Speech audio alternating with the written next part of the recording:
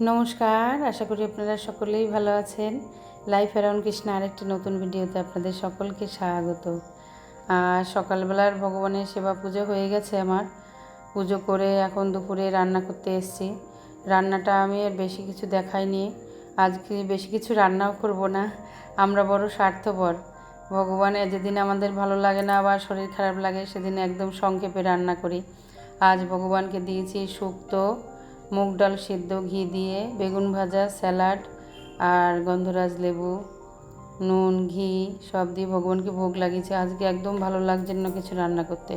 মাঝে মাঝে সত্যি সত্যি কীরকম হয়, একদম কিছু খেতেও ইচ্ছা করে না, রান্না করতে ইচ্ছা করে না, তাই ভগবানকেও দেওয়া হয় না। ভগবানকে দিলে তো সেই প্রসাদটা আমাদের খেতে হবে, তাই খেতে ইচ্ছা করে না। মাঝে মাঝে বাড়ির সবাই বলে যে একদম সিম্পল রান্না করবা। সত্যি আমরা খুব স্বার্থপর। ভগবানের কথা কোনো সময় চিন্তা করি না, শুধু নিজেদের কথাই চিন্তা করি। ভগবানের যে ভালো মন্দ খেতে ইচ্ছা করে ভালো ভালো। হ্যাঁ, আজ দুপুরবেলা ওর বাবা মেমের বুড়ো বাড়ির কাজে লেগে পড়েছে। বাড়ি এই যে বাইরে এত বৃষ্টি হচ্ছে কয়দিন ধরে, বাড়ির অবস্থা যা, আর বাড়ির পরিষ্কার করার কাজের লোকও খুঁজে পাই না বলতে ডাকলে পরেও আসে না। তারাও খুব ব্যস্ত, তারাও নানান দিকে কাজ করছে। আমি তো বেশি একটা বাইরের কাজ করি না, ঘরের কাজই করি, তাই ও বেশিরভাগটাই ওর বাবা বাড়ির বাইরেটা পরিষ্কার করে। তাই এই যে বিনা পয়সার কাজের লোক পেয়ে গেছি, রিটায়ার হয়ে গেছে। এখন কি করবে, বাড়ির কাজই টুকটাক করে মাঝে সাঝে। মাঝে মাঝে দা কাচি নিয়ে বেরিয়ে পড়ে গাছপালা ডাল ফাল সব পরিষ্কার করার জন্যে। তাই যে এত নোংরা হয়েছে। এই বাড়ির পিছনটাও পরিষ্কার, সামনেটা করে আসলো। এখন আবার স্নান করার আগে আমি বললাম, তুমি নোংরা পরিষ্কার করতে গেলে তুমি স্নান করার আগে করবা, নাহলে তাই আমাদের পিছনে দুটো পুকুর এত জলে ভরে গেছে। আর একদিন আপনাদের ভিডিওতে দেখাবো। মানে আর দু একদিন বৃষ্টি হলেই পুকুর ছাপিয়ে বাইরে চলে যাবে সব জল। এত ডিপ পুকুর আমাদের, দুটো পুকুরই একদম জলে টইটুম্বু, দেখলে ভয় করবে। মানে কোনোভাবেই পুকুরে কেউ নামতে পারছে না, এত জল হয়ে গেছে। আর বৃষ্টি থামার তো নামই করছে না। সত্যি বলতে কি, আমার যে ভিডিও করতে হবে, আমার একটা ডিউটি সেটাই আমি মাঝে মাঝে ভুলে যাই। আমার মেম মনে করে দেয়, ওমা তুমি ভিডিও করবে না। আমার ভিডিও করতে মনে থাকে না সত্যিকারে, আসলে বয়স হয়েছে তো। এখন সন্ধে হয়ে গেছে, এখন রাত্রেবেলা এসেছি ভগবানের একটা পিঠে বানাবো। কয়দিন আগেই আমার ননদের বাড়িতে জন্মাষ্টমীর সময় পিঠেটা এক মাতাজি নিয়ে এসেছিলো, খুব সুন্দর লাগিয়েছিল খেতে, খুব ভালো লাগছিল খেতে। কিন্তু আজকে ট্রাই করব, আমি কোনো দিন করিনি, আমার শাশুড়ি মা করতেন এগুলো। এতে লাগবে হচ্ছে আতপ চাল। আমি 3 ঘন্টা আগে আতপ চাল ভিজিয়ে রেখেছিলাম দুপুরবেলাতে। তাই এখন নারকেলটা কুড়িয়ে নিচ্ছি। আজকে আমাদের গাছ থেকে প্রায় 4-5টা নারকেল পড়লো। ওর বাবা সব যখন বাড়ি পরিষ্কার করছিল সব নারকেলগুলো কুড়িয়ে নিয়ে আসলো। সব গাছের তলায় পড়ে আছে কত নারকেল। সব আমি আর জঙ্গলের মধ্যে যাই না, ভয়ও করে, আর নোংরার মধ্যেও যাই না স্নান করার পরে। ওর বাবা স্নান করার সময় সব তুলে নিয়ে আসলো। তাই নারকেল ভেঙে, ওর বাবা নিজেও ভেঙেও দিল, 2টো নারকেল ভেঙে দিল। তাই এখন এই চালটা আগে মিক্সিতে গুঁড়ো করে নিয়েছি।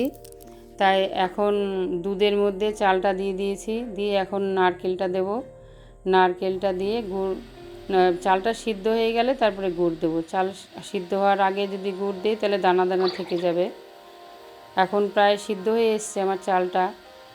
আর সামান্য একটুখানি এলাচ গুঁড়ো দেবো। এলাচটা আগে বেশি করে এলাচ নিয়ে এসছি, একবারে গুঁড়ো করে কৌটোতে ভরে রাখবো। এখন আমার চালটা সিদ্ধ হয়ে গেছে, এখন নারকেলটা দিয়ে দিলাম, দিয়ে সামান্য একটু সুজি দেবো। সামান্য একটু সুজি দিলে কী হবে, একটু বাইন্ডিংটা একটু ভালো হবে। এখন দেখি কেমন হয়, আমি কোনো দিন করিনি।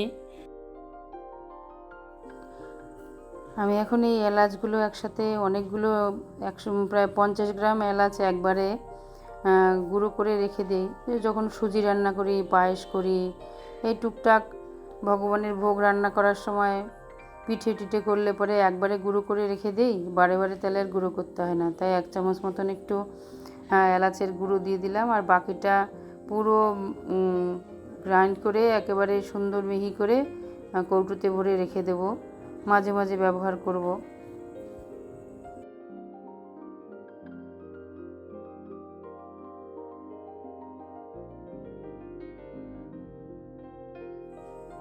আমার পিঠেটা হয়ে গেছে।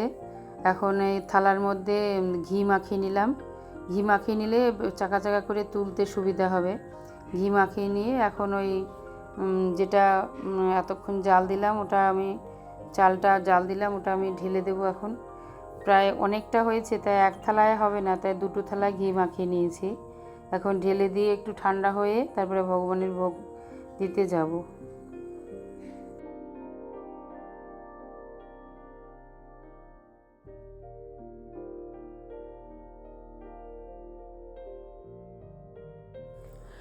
অনেকটা বেশি হয়ে গেছে, তাই একটা থালাতে হলো না, তাই আরেকটা থালায়, দুটো থালায় সমান করে দিয়েছি।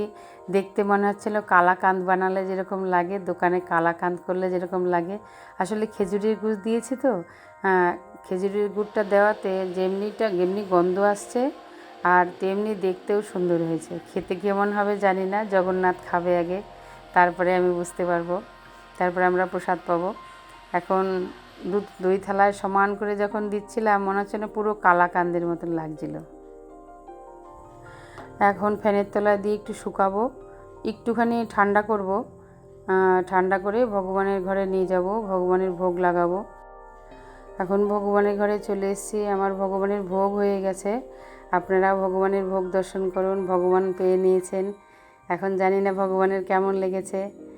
এখন সব ভগবানের ভক্তদের প্রসাদ দেব, ভগবানকে গা মুছিয়ে ভগবানকে শয়ন দেব। আমার ভিডিওটা আপাতত এই পর্যন্ত। আর একটা ভিডিওতে আবার আপনাদের সাথে দেখা হবে। ততক্ষণ আপনারা ভালো থাকবেন, সুস্থ থাকবেন। আমি তো নতুন নতুন ভিডিও করছি, ব্লগ করছি, এখনও সব কিছুর নিয়মকানুন জানি না। কীরকম করলে ভালো হয় আপনারা যদি কমেন্ট করে বলেন তাহলে খুব উপকার হয়। হরে কৃষ্ণ, শুভরাত্রি।